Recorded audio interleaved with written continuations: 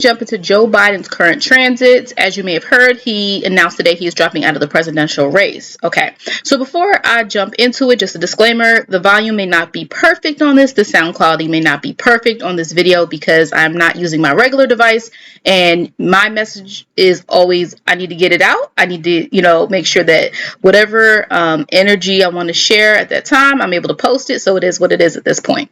Okay, also, I have not fully analyze this transit chart. I've simply pulled it up, looked at it for about 15 minutes, and I'm going to dive straight in. So let's go. So the first thing that stood out to me when I looked at this was Mercury. Mercury is transiting his ninth house. The ninth house deals a lot with our beliefs, our belief systems, our ability to look through things from a moral lens, philosophy, law, all those different things. So the ninth house does represent law, legality. And so it's interesting that he has Mercury and Venus there, okay? But I think the most important one for today's announcement is Mercury. Mercury and Leo, having to say something bold, having to say something with conviction, right? When we're looking at transits, the ninth house are the big messages to the masses, right? The third house, sometimes we can look at, of course, for like information, for learning, for studying, for getting, thoughts out, curiosity, stirring up the interest of something. But the mind, like when we think of like how we accumulate ideas and how the mind actually makes them bigger, that's ninth house. So already that stood out to me, Mercury and Leo. What also stood out to me is his sixth house. So the sixth house has Mars, Uranus in it. Obviously, that's not brand new. Uranus has been in his sixth house, especially for a long time. However, Mars at the 0 degree in Gemini, opposing his Sag ascendant at the 3rd degree. When you especially look at transit charts, Mars opposing the ascendant often can represent actions people have to do that they may not want to do, that they may be conflicted on doing. Remember, we look at the ascendant, the first house. I talk about it a lot as our instinctual needs, our instinctual purpose, how we move forward in life. I know a lot of times people can talk about the ascendant as the mask, as something, that our personality. I tend to look at the ascendant in a different way, especially when it comes to our instinctual needs, how we move forward with things, how we proceed, if that's, an easier way to explain it. Either way, I don't think this is necessarily an easy decision for him. He is a Scorpio at heart. Remember, we're thinking of Scorpio. We're dealing with people that tend to like to stay committed. When they say they're going to do something, they want to do something. And I do think he intended to have his legacy be 2 terms. But at this point, for whatever reason, and I'll talk about the reason in a minute, but he has decided he is not going to proceed the 2024 election. A lot of people were telling him to drop out of the race before this. A lot of people were concerned about his performance at the debates. Now, to be quite honest, and again, my channel is not a political channel, but neither side was impressive at that debate, of that presidential debate. Neither is one. But people were concerned with Joe Biden in terms of like his cognitive abilities. Is he getting too old? Those questions have come up. He has been seen since then, pretty coherent, speaking out and things like that. So I don't know if there are some underlying health issues that he or his team is concerned about, because he does have Uranus in the 6th house. He does have Mars in the 6th house, right? So 6th house, we know, can deal with health matters.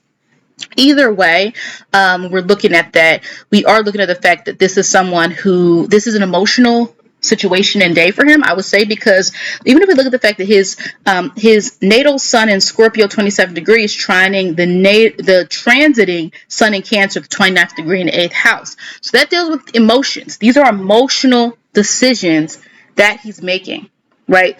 We also look at the fact that he has, Saturn in the 4th house. I've talked a lot about Saturn and Pisces in this transit being a lot about people having to deal with things they need to lose, discard. They have to see reality. There could be some situations with having to, reinvent the vision that you had for what you wanted. Sacrifice is a key word for Saturn and Pisces energy. And so even that is also key, especially when we look at the fact of, we look at Saturn and Pisces, there's also it's not conjunct, but Neptune is also in Pisces in retrograde. Both of these planets are in retrograde right now, rebuilding, restructuring. But anyway, we look at the sun also making a direct trine, 29th degree to Neptune.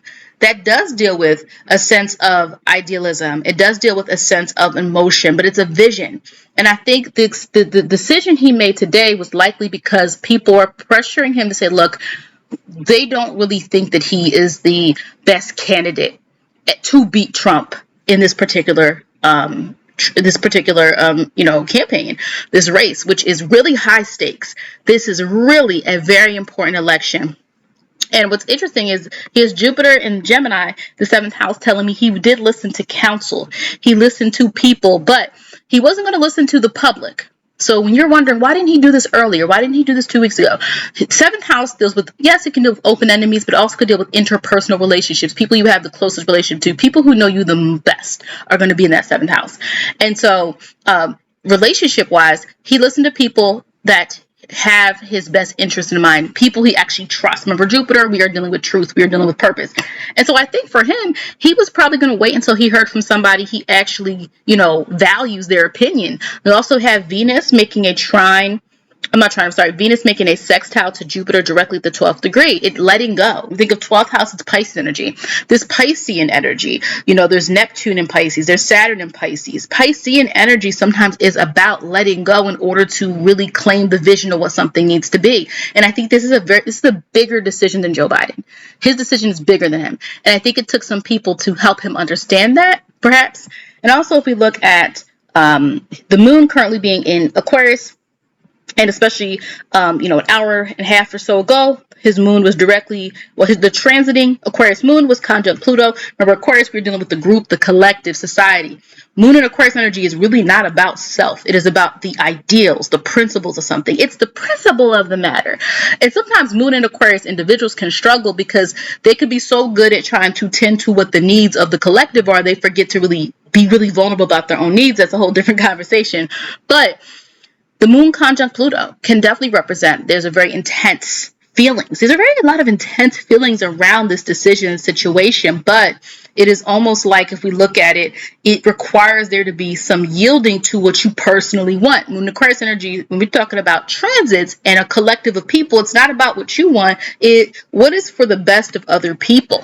What is, in his mind, in his team's mind, it might be like in order to have, what we view as the best possible path for America, we need a different Democratic nominee, right? Now, at this moment, he has endorsed Kamala Harris, his vice president. But remember, there is a decision that has to be made. So she's not the official nominee of the Democratic Party. More conversations have to be had. There are other names that are being thrown out. So as a reminder, right, just because you endorse someone, it does not mean Biden can't just say, "Oh, well, it's Kamala now." That's not how it works. It only works like that in the case of a president.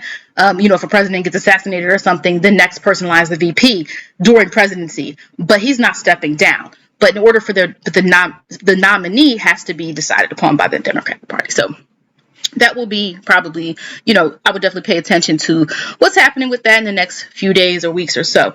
So I think for the most part, those are the most important things I wanted to capture about this. I don't want to go into too much detail because I do think there's a lot of things in the development, in the work. But anytime there is something that is serious, breaking news that happens, I always want to tailor it back to the astrology so we can look. Again, I really think for him,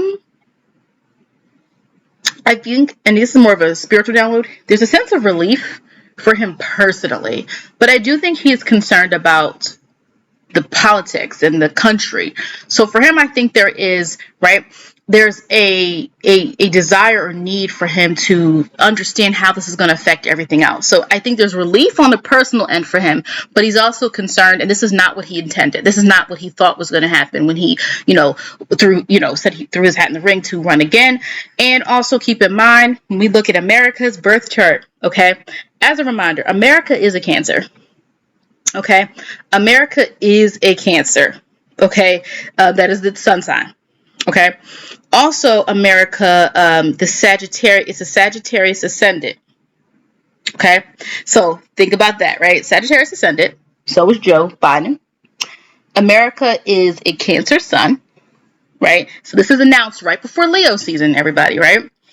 And also, America is an Aquarius moon. Right? So it's so interesting, especially from the Cancer and Aquarius moon, like this happened on it really channeling the energy of the country. But again, I just thought that was really important to note as well.